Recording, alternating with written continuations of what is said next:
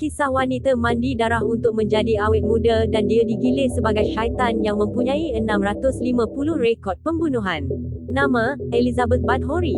Lokasi kejadian, Kingdom of Hungary. Jangka masa jenayah, 1590 hingga 1610. Keluarga Elizabeth merupakan salah satu keluarga paling kaya di Hungaria.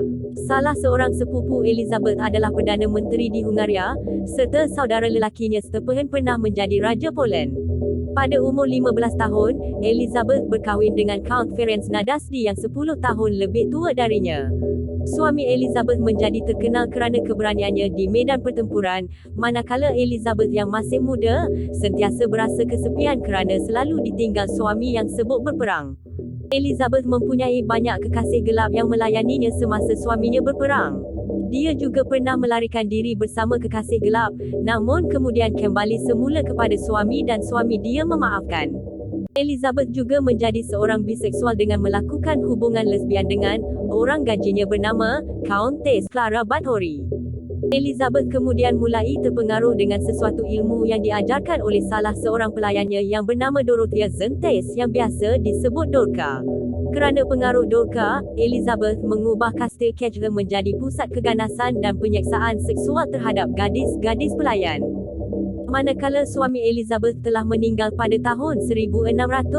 Memasuki usia 40-an, Elizabeth menyedari bahawa kecantikannya mulai memudar disebabkan usia.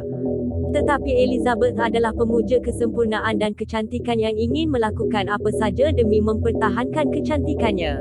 Elizabeth terpengaruh dengan ajaran Satanisme, yang mengajarnya menjadi seorang yang sesat sehingga taksub untuk bermandi darah gadis lain untuk terus mengekalkan kecantikannya. Lama-kelamaan Elizabeth merasakan semua itu tidak cukup, walaupun ramai yang menjadi mangsa tapi masih tak puas.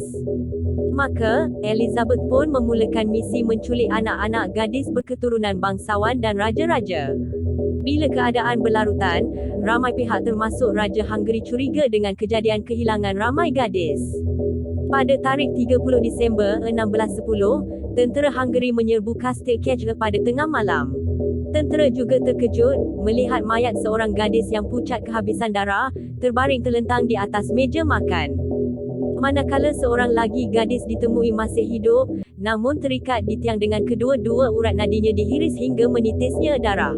Manakala di bahagian penjara, mereka menemui beberapa gadis yang sedang ditahan menunggu giliran untuk dibunuh. Kemudian di ruang bawah tanah, tentera juga menemukan lebih dari 50 mayat. Setelah penyiasatan, Raja Hungaria mengkurungkan Elizabeth dalam satu bilik di kastil Kejler selama-lamanya. Manakala kes Elizabeth tidak pernah dibicarakan secara rasmi di mahkamah kecuali beberapa orang gajinya sahaja.